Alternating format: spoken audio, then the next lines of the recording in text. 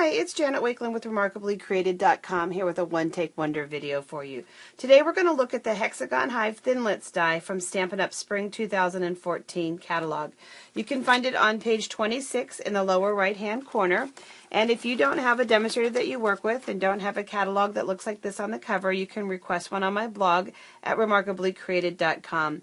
But let's look at a very simple tip that's going to allow you to cut through your cardstock or your designer series paper and ensure that everything pops out quickly and easily.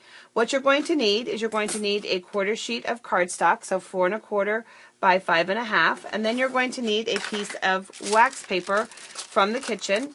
You're going to need your Big Shot die. Magnetic platforms are great for working with our Thinlit dies. An acrylic plate. So you're going to do magnetic platform, acrylic plate, your cardstock, wax paper, and your Thinlit die, and then another acrylic platform. I don't cook, so things like wax paper, dishes, spoons, even cookie sheets have wound up in my craft room. So make sure you grab wax paper specifically for your craft room next time you're out shopping, or go up and steal the wax paper from the kitchen. And let's just go ahead and let's just totally move that out of our field of vision. You'll notice that my Big Shot acrylic plates were all scratched up. They still work, but they are well loved. And then you're going to remove the frame from around that. You can save that for some fun elements on future cards, for frames and scrapbook pages and things like that. And then you're just simply going to punch through a little bit, push through, and you're going to have your Hexagon Hive. I encourage you to keep either a little cup, little bag, trash can of some kind handy at your work surface, because you will end up with a lot of little pieces and things like that as they come out.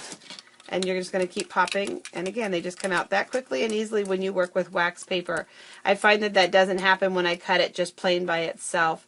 The other thing that you may want to consider doing is getting yourself a little empty embellishment container, some kind of little empty plastic margarine tub, Rubbermaid tub, or anything like that, because you're going to want to, I'm sure, save these little hexagon pieces, because you're going to find lots of crafty little uses for them. So they're nice and clean, nice and easy, and there is our Hexagon Thinlit piece. Stampin' Up does have another Hexagon product. It's our Hexagon Punch, and I just wanted to show you visually the difference in size. The black piece in my hand is the Hexagon Punch, and then the Summer Starfruit little hexagon is the other one. So you can see why you're going to want to save them, because we don't have a punch that size. And of course you can always just use this to create punch that size. You don't always have to use this piece. And I don't need to tell you guys as crafters that. So hold on to those. But now let's take a look at a couple of ideas with this. This first one, I went ahead and I used our new wood grain background stamp on a quarter sheet of cardstock. And then I also used the same wood grain stamp on the actual half sheet of cardstock, so that you got this tone-on-tone kind of dimension happening.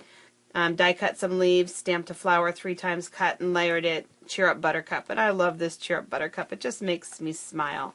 So there's a happy card for you. I know most people, when they looked at that Hexagon Hive, saw a soccer ball, so I had to just follow through with that and create a card with a soccer ball. And this just says, "Hip Hip Hooray." Great card for either a young guy or a young gal, so simple and easy. I think if I was giving it to a girl, though, I'd add just a little bit of glitter, because even though girls can do sports and all that, they can still be girly, so I think I'd add a little bit of glitter to it. Been dying to play with these sweet little baby shoes, and I finally did, but you can weave the ribbon through the openings, so it kind of adds another look when you start to weave different ribbons and things through that. So there's a sweet little baby card. Just to show you working with the background paper. Background paper is easy to cut, and then of course it just adds color to your traditional cardstock. Something else that you can do, and I don't know if you can see the dots real well on this, but you can texturize them first with our impressions folder. Since you have a Big Shot out, you might as well also then just go ahead and add a little bit of texture to it. And then you can add that with designer series paper behind it to create a quick and easy background and things like that. So have fun playing with your Hexagon Thinlit die, and if you have any questions, just let me know, and you can stop by RemarkablyCreated.com for a reminder of the sandwich and close-ups of the image. Have an awesome day. God bless, and thank you for watching.